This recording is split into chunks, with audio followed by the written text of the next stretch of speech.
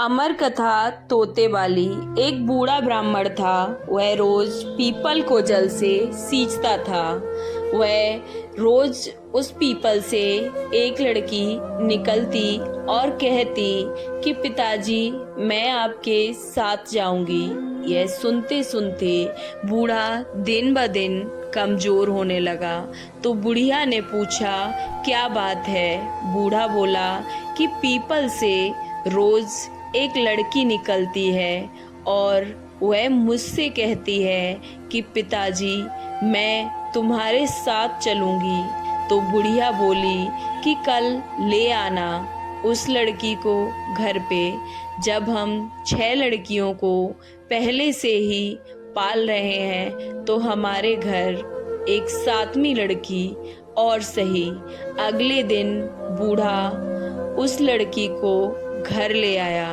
घर लाने के बाद बूढ़ा ब्राह्मण आटा मांगने गया तो उसे पहले दिनों की अपेक्षा आज आटा ज़्यादा मिला।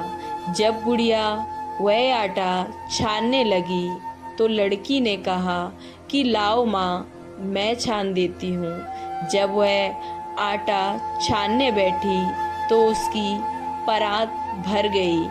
उसके बाद माँ खाना बनाने लगी तो लड़की बोली कि आज रसोई मैं बनाऊंगी।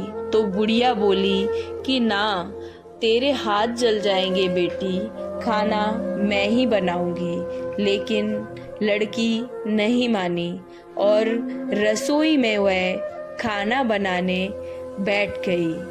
आज लड़की ने तरह तरह के 3600 व्यंजन बना डाले और आज घर के सभी सदस्यों ने पेट भर के खाना भी खाया। इससे पहले वे सभी आधा पेट भूखा ही रहा करते थे। रात हुई तो अब बुढ़िया का भाई आया।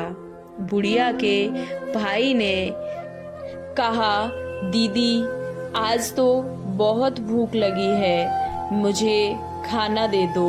तो बुढ़िया सोचने लगी कि अब मैं क्या दूं। बुढ़िया परेशान हो गई कि अब तो सारा खाना खत्म हो गया, अब वह खाना कहाँ से लाएगी। लड़की ने पूछा कि माँ, क्या बात है? तो बुढ़िया ने उससे कहा कि तेरा मामा आया है और वह भूखा है, रोटी खाएगा। लेकिन रोटी तो हम सब ने खा ली है, अब रसोई में भी कुछ नहीं है, अब मैं उसके लिए खाना कहाँ से लाऊं? लड़की बोली कि तू चिंता मत कर, मैं बना दूंगी। और वह रसोई में गई और मामा के लिए 3600 व्यंजन बना दिए। मामा ने भरपेट खाना खाया और कहा भी कि आज से पहले इतना स्वादिष्ट खाना उसने कभी नहीं खाया। बुढ़िया ने कहा कि ये भाई तेरी लक्ष्मी भांजी ने बनाया है, उसी ने ये सभी प्रकार के व्यंजन तेरे लिए बनाए हैं। शाम हुई तो लड़की बोली कि माँ, मैं चौका लगा के चौके का दिया जला देती हूँ, कोठे में मैं सो जाऊंगी।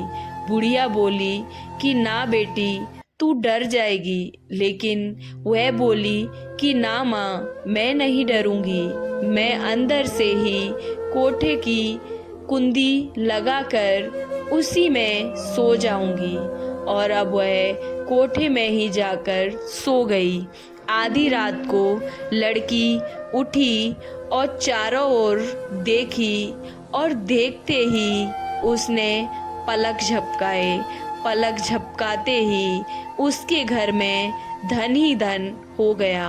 वह अब बाहर जाने लगी तो एक बूढ़ा ब्राह्मण सो रहा था। उसने देखा तो कहा कि तू बेटी कहाँ चली?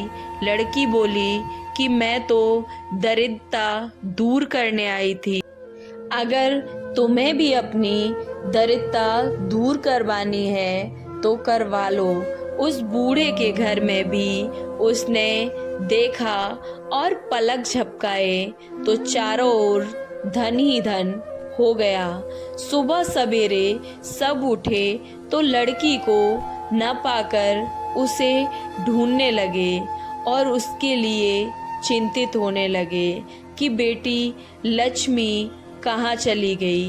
बूढ़ा ब्राह्मण बोला कि वह तो लक्ष्मी माता थी जो तुम्हारे साथ मेरी दरिद्रता भी दूर कर गई।